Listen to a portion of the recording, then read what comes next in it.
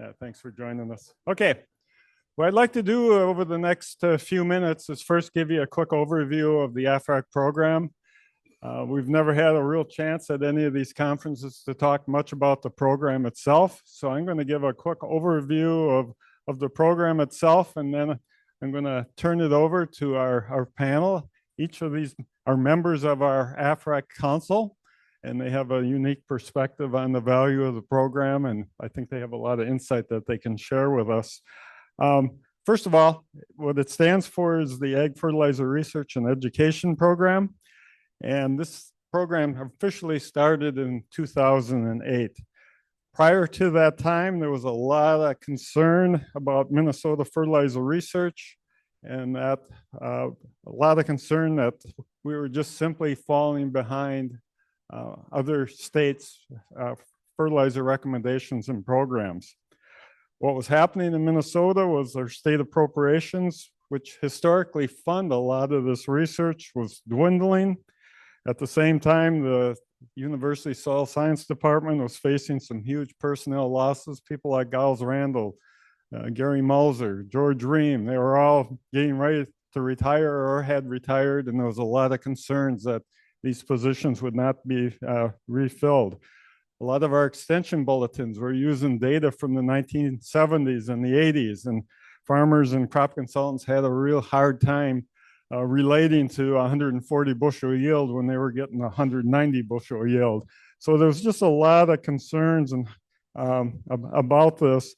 And obviously our dealerships and our farmers, there was a lot of mistrust that our recommendations just weren't keeping up with the current genetics and so forth. So what happened in 2006 is the Minnesota State Legislature directed the Department of Agriculture to assemble a team of agricultural folks to make some recommendations on how to fix this problem.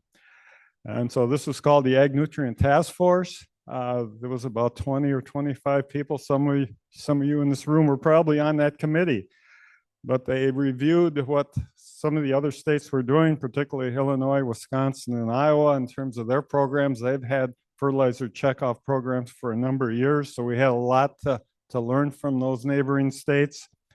And that group had to wrestle with, how are we going to solve this funding issue? And after about 18 months of monthly meetings with the Department of Ag and other partners, they made a pretty strong recommendation that agriculture had to step forward and start paying for some of this themselves. Now, there was a lot of consternation over that time period on whether this should be a refundable type fee, how much was the fee going to be, and so forth. And so this thing went through multiple changes over the years, but by 2008, the program was finally legislatively made the move to Representative Al Junkie from Wilmer. He was kind of the spark plug and the go-to person for this program.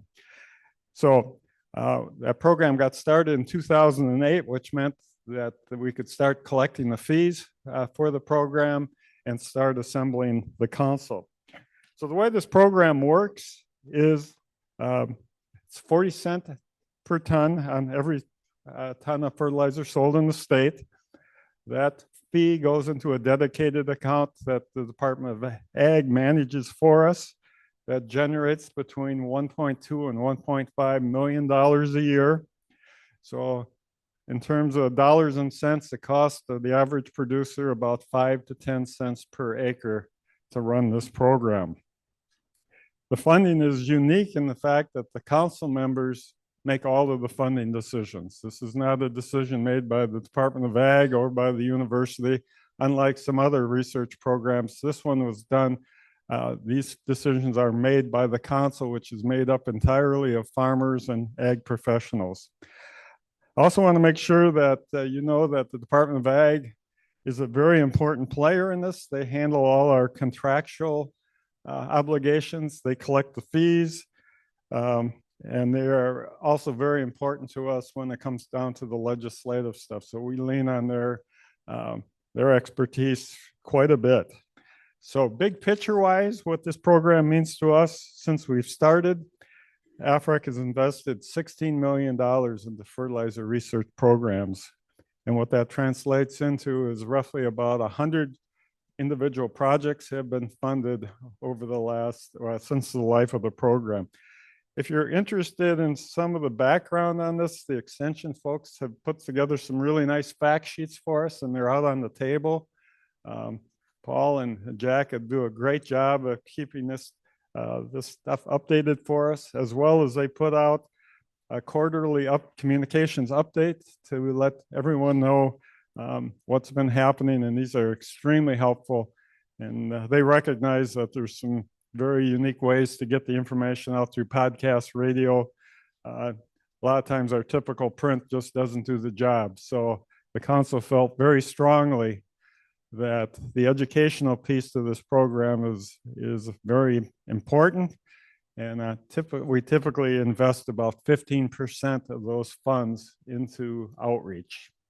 So one other thing I do want to mention that's unique about the program, and I think it's extremely timely right now, is the fact that AFREC views and values long-term research. One of the big things that researchers often deal with is a lot of times the funding is only for 1 or 2 years, and usually that doesn't tell you a whole heck of a lot. The council recognizes that climate conditions, and there's a whole bunch of other factors that go into this, and this is a good, steady funding mechanism for them. A lot of our projects are averaging 3 to 5 years. We've got several that have gone, and they'll probably go over a decade. And this is important as we start to think about things like climate change and the impacts of soil health. These are all pretty slow occurring processes. So to match the funding cycle to these things that they're trying to research is really important. So what I'd like to do is let the panel introduce themselves. And we have a 15-member council currently for the AFREC program. When it first started out, it was 12. We went through a legislative change several years ago when we were reauthorized. We have to go back usually every 10 years to get legislative authorization to keep this program alive. And during the last one, this was approved. It was a very difficult process, and we'll probably talk about that later today. But what they did, the legislature did, is added 3 new members to the council. And Warren Formal is one of them, and he is our water quality expert. So we now have 15. We also have a member from the Minnesota Soil Health Coalition, as well as a representative from the Minnesota Institute of Sustainable Agriculture. So they join a whole group of wheat growers, soybean, Farm Bureau, the whole list of players, and in those handouts, you'll see who all those players are. So I'd like to pass the mic around and have each one of you introduce yourself, just get a little background, and then I'll have a series of questions to harass you with, okay? All right. Well, thanks, Bruce. So first, for full disclosure, we promoted this as a farmer panel. I'm a hobby farmer at best, but I was one of the people appointed to AFREC as part of that legislative change as the water quality expert. And many of you know me and my work with the Ag Water Resource Center for the last 16 or 18 years. And, doing events like this, and we do a lot of water quality monitoring and research around the state. And so when I kind of lean on the experience piece of that, I've had a great opportunity to work with farmers, researchers, many of you for the last, more than 15 years on farms participating in research that I think is really important. My role with AFREC was created by that legislative change that Bruce mentioned. And so I was a little history lesson. Thanks for that, Bruce. I was part of that ag nutrient task force that held those discussions that led to AFREC, but then I was not part of AFREC for many years. I watched it with great interest because this research, I've always believed, is so important to nutrient management and what farmers do. And so I've watched it with great interest. And when the legislative change opened up this slot for a water quality person, I was really eager to throw my hat in the ring for that. So I've been on the council for less than a year, but looking forward to the time as we evaluate and then ultimately fund these projects. So with that, I'll turn it over to the people who actually farm for a living and who know the most about AFREC.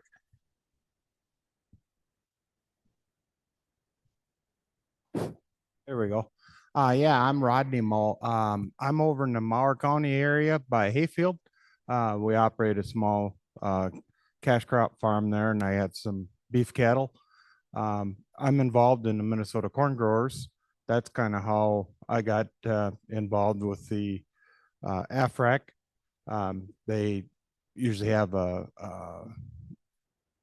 person on the committee along with the alternates. So um, I got I got kind of picked for doing that and really been enjoying it. It's been about 3 years, roughly. I've been on the committee, and just one of them things. I just feel that research is very important. You see a lot of the things have been going on here with the presenters this morning, and what's to come yet this afternoon. And I just think we need to have that if we're going to keep going.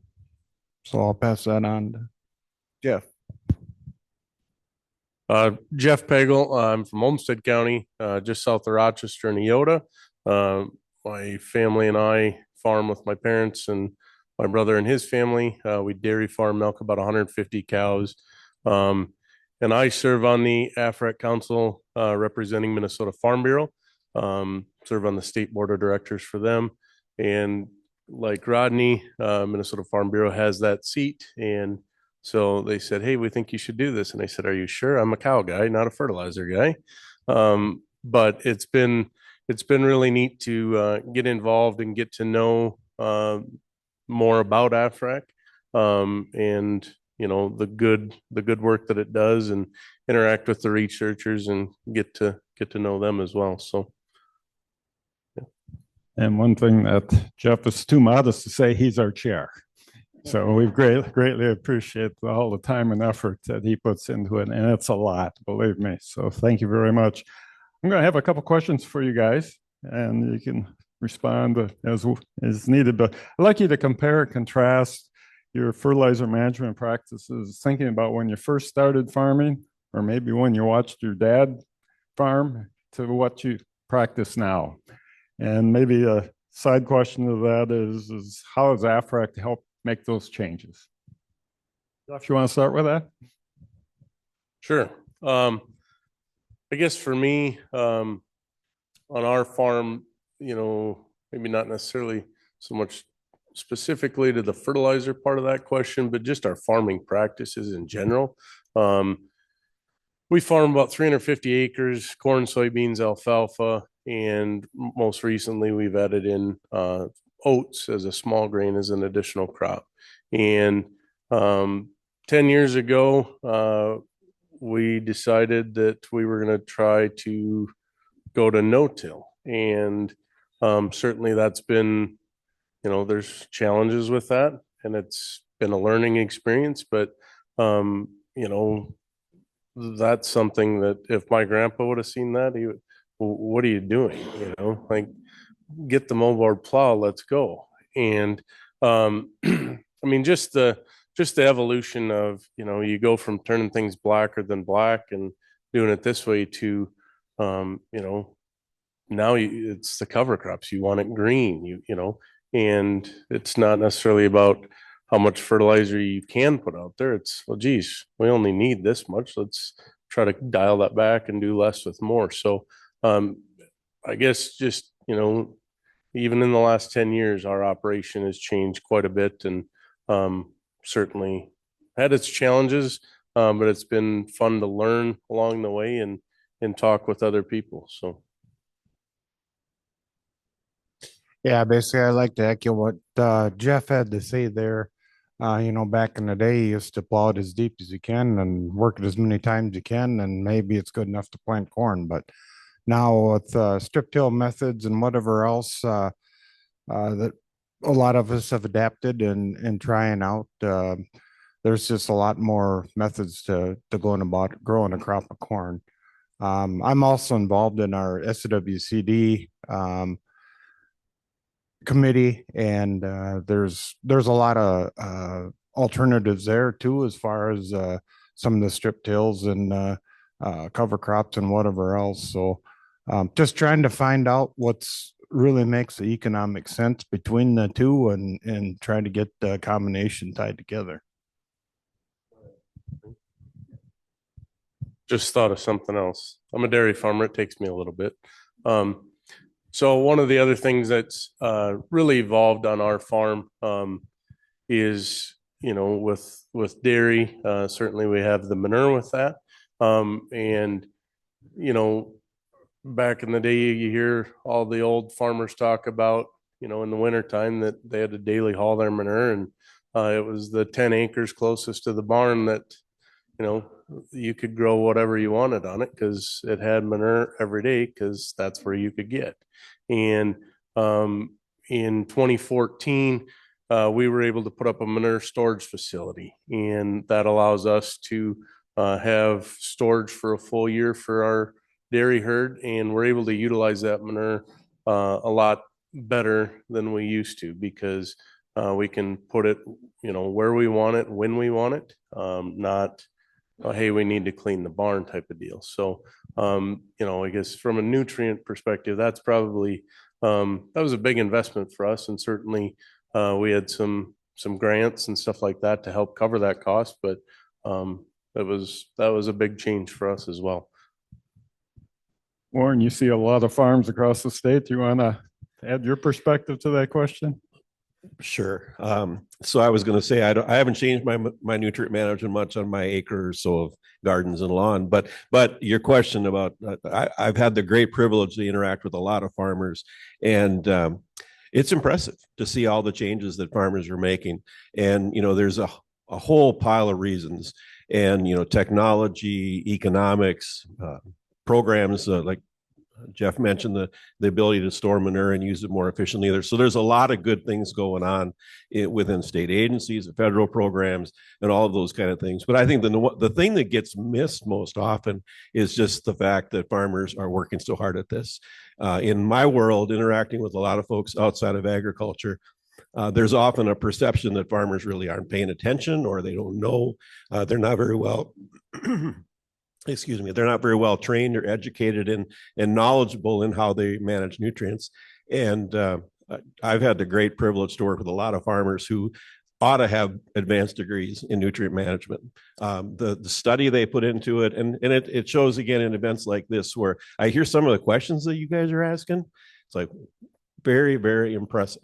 And again, as the water quality voice on this council, I think we too often take for granted that while many of the steps we take as farmers are largely intended to, help us make a living and be better at what we do, a piece of that most of the time coincides with water quality benefits. And so I think it's important for us to recognize that first.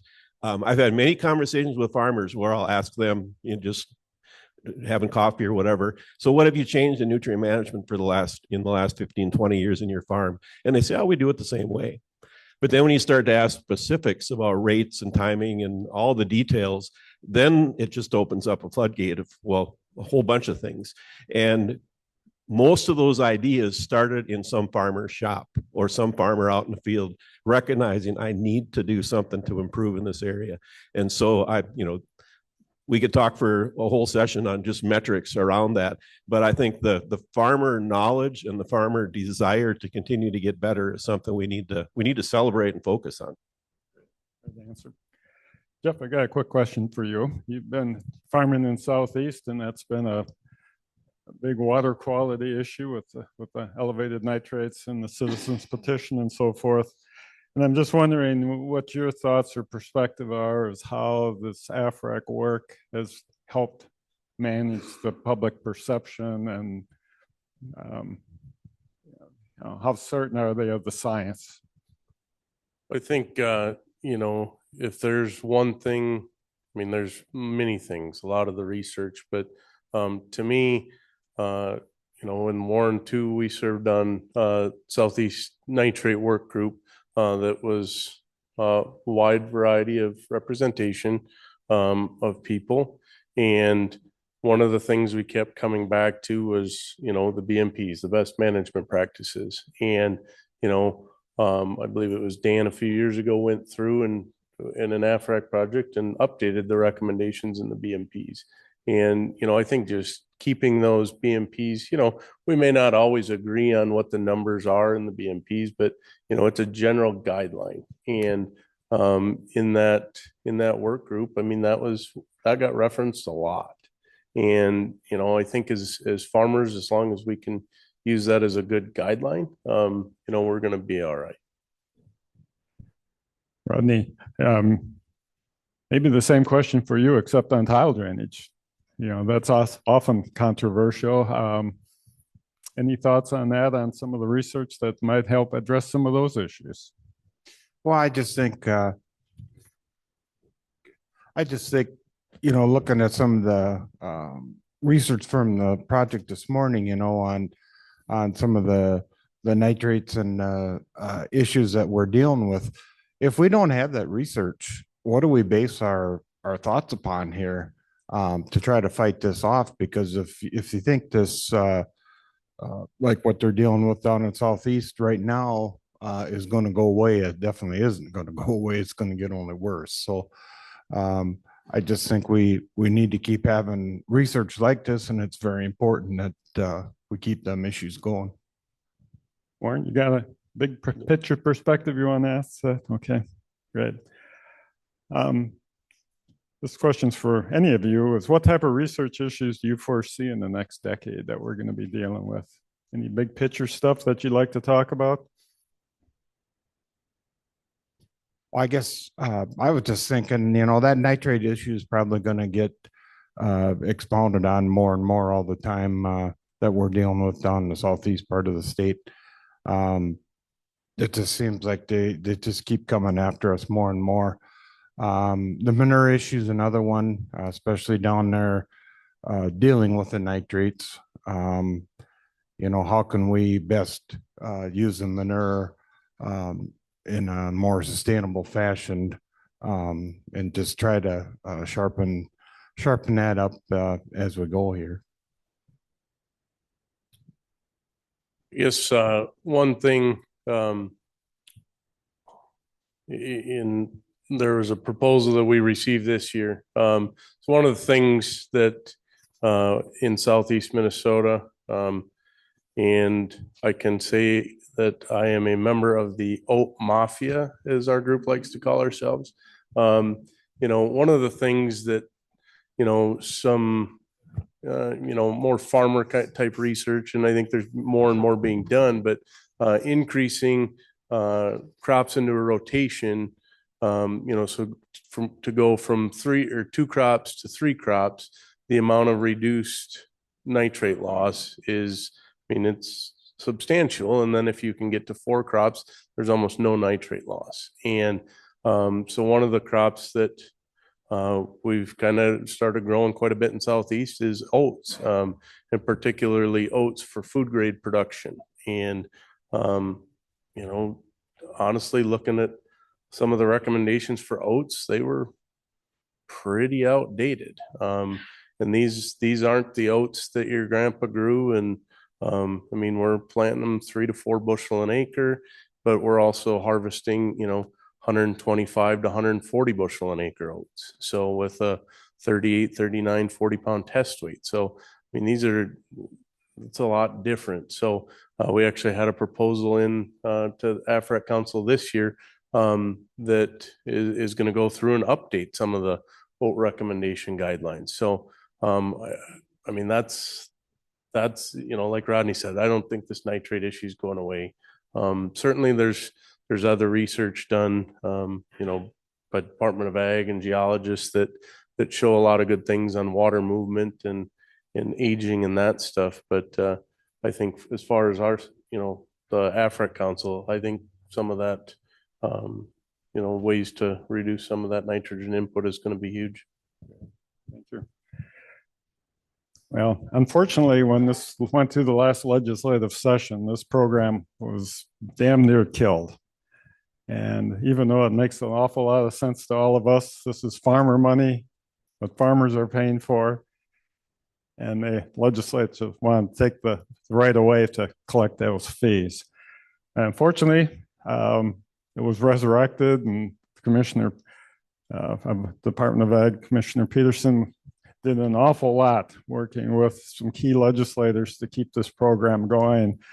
And we're anticipating we're going to have a problem again getting this funded in 2029.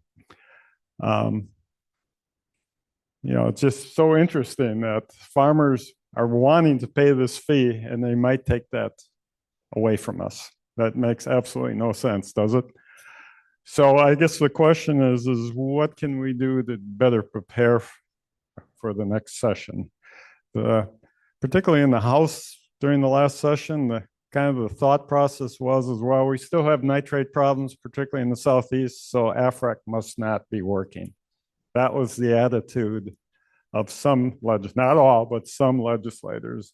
Fortunately, there was much better sense, at least in the Senate, to help carry this through. And again, we had some tremendous support from some Democrats in the House as well. But any thoughts on things that we can do to better prepare ourselves going forward? Well, first, to those who say that it's not making a difference or that the things farmers are doing aren't making a difference, and specific to Southeast Minnesota, since those legislative discussions probably were held, a really important paper has been published out of Southeast Minnesota, specifically on geology and ag practices and nitrates in water. And that paper suggests that they aged the water, the older aquifers and the younger aquifers, and kind of mapped out where water moves. And in that paper, the summary suggests that the younger water, which would be indicative of more current farming practices, is declining in nitrate concentrations. It's good news, and I think that's my first answer for those folks. But beyond that, I just think that the work that AFRIC and the council supports, including this conference and the work that the University of Minnesota does around outreach, people they're never going to come and learn this stuff if it's not taken to their arena, to the legislature, to wherever they live.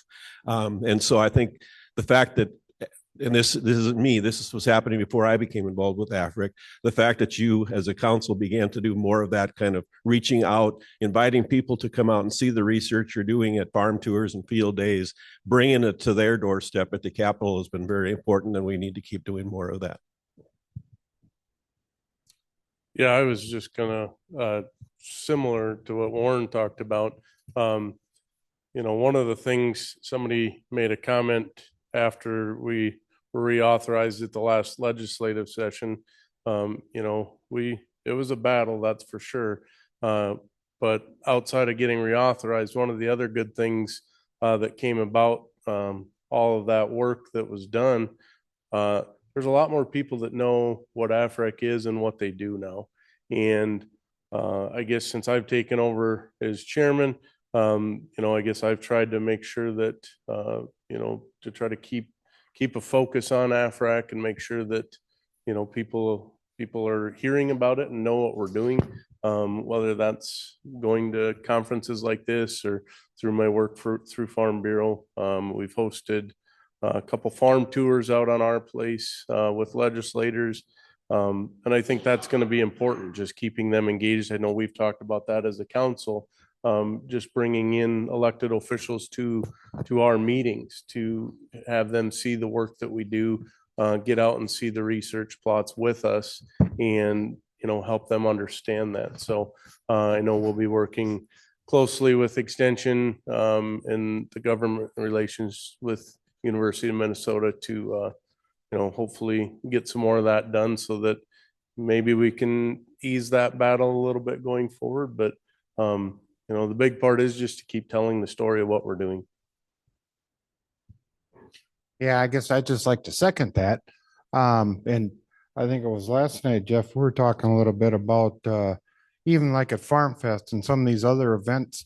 If you have a chance to interact with some of these people, if you don't want to go to the Capitol and deal with that Farm Fest or some of these other events going on, be your local fairs or whatever else, we were talking about last night, one of the individuals now work as a legislative aide for Farm Bureau took them in the golf cart and took them around and just showed them, they had questions about different things and just kind of showed them what was going on. And, you know, I think them people really enjoy that. So anytime we can make that connection, I think we have to. It's getting to the point where we just can't be on our own little piece of land anymore. We're going to have to be out working with these individuals as much as possible.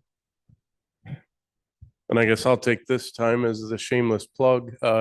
If you're not a Farm Bureau member or a Corn Growers member or member of the crop retailers or any of these organizations that are represented on AFRAC, you know, you may not want to go to the Capitol, you may not want to talk to an elected official, but all these organizations, you know, that's part of being a member is the strength in numbers that way. So being a part of these organizations helps us, you know, as an organization, strengthen our voice to, you know, tell the story and make sure they know what's going on. I think what I'd like to do is open this up for questions. If anybody in the audience has questions for any of these AFRAC council members, throw them out at us.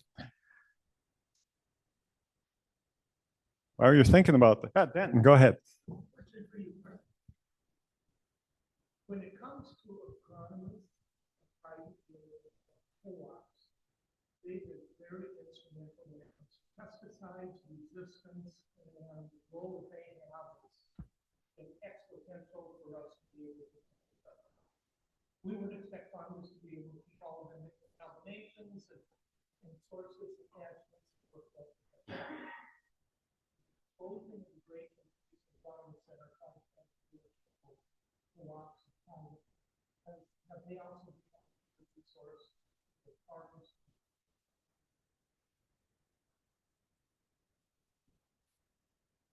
You want to repeat the question? Okay.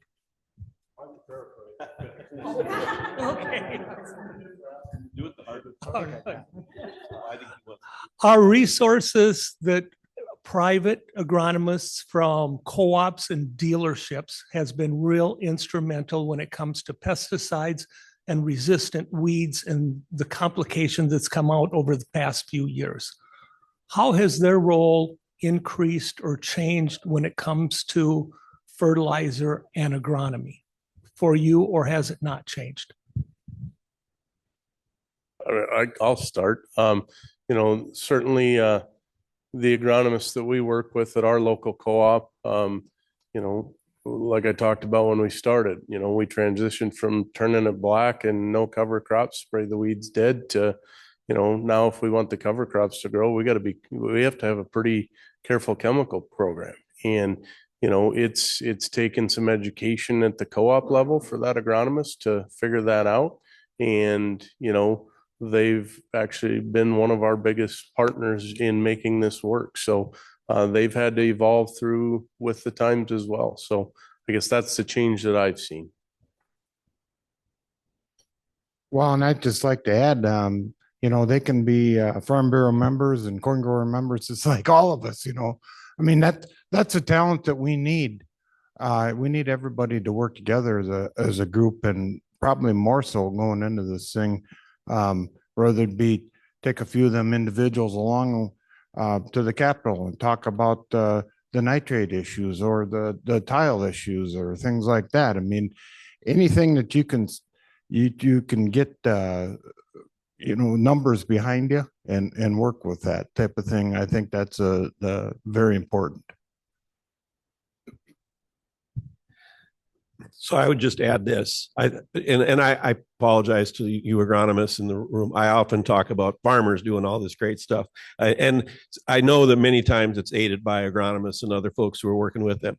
But again, our industry is so diverse. And I know there are folks in the crowd who are farmers who run their own farm. They make their own agronomic decisions. They do all this research across every part of their farming system. But I also know that there's a lot of farms that are so big, so complex that you've got teams that include those agronomy professionals. And I think that they're a big part of our audience in events like this.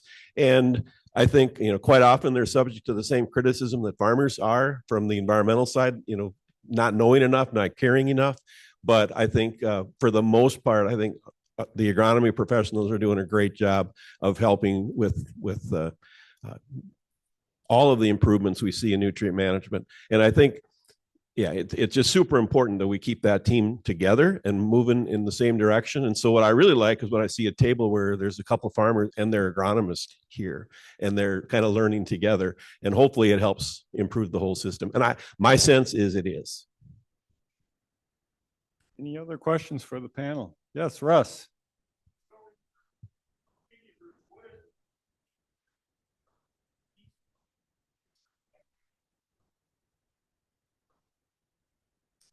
From my perspective, I think there's two individual projects, not to single out any researchers or anything like that. But I think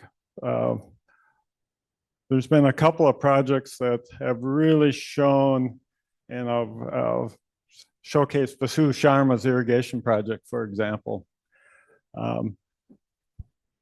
Working through the department and with other state agencies, there was always an enormous amount of criticism because I highly supported irrigation. That was my background coming from NDSU, and saw the value of it and what the water quality benefits, not detrimental, but benefits if it's done right. And the Vasu Sharma project really shows that clearly, that with proper irrigation management, proper nitrogen management, you can do a fantastic job in increasing yields and actually have less environmental degradation than dryland farming. I mean, to me, that was just staggering. And the other one I think that's so valuable to us, and we had a chance to go see that this summer, is the Wells Research Site just east of here, run by Fabian Fernandez, and looking at the value of tile drainage on the environment. And it's always painted as a very negative picture. But when you look at drainage and what Fabian's research indicates is that you can get by with, 20 pounds less of nitrogen input on drained soils and enjoy a 5 to 10% yield increase. I mean, that's fantastic news. And that's the type of message that we'd like to get out. It's not all warm and fuzzy, but there are some big wins here, and we just have to make sure that type of information gets out. We just have just a couple of minutes left, but go Can ahead. I take 30 seconds of those? So I think it's really cool that the fertilizer gang, this group that's doing fertilizer related research, the two projects that unprepared, that we didn't prompt Bruce, but the two projects he highlighted as success in projects funded by Africa are about water management. Mm-hmm. Yeah. And I think the other great big thing, I mean, I think hopefully there's just a lot more confidence in the recommendations. I mean, I see it. I think it's very clear that we probably got some of the finest people in the country working on these things at the U and our other partners. And I think we ought to be darn proud of the work that they've done. We just got just a couple of minutes to wrap things up. But I just want to talk about a couple of challenges that I foresee that we're going to be dealing with in the next 10 years. And one of them is our spending power. We're at 40 cents a ton. That was in 2008. If you put that into the inflation calculator, we've lost 50% of our spending value right now. So we have to be extremely careful on how we spend our money. And the other complicating factor is, as I said before earlier this morning, our projects are getting more and more complicated. These are going to be much longer term projects. When we start looking at things like soil health or climate change or what happens to carbon, these things take decades to look at. So this council is responsible for making proper decisions. They have a fabulous reputation of funding projects to the end.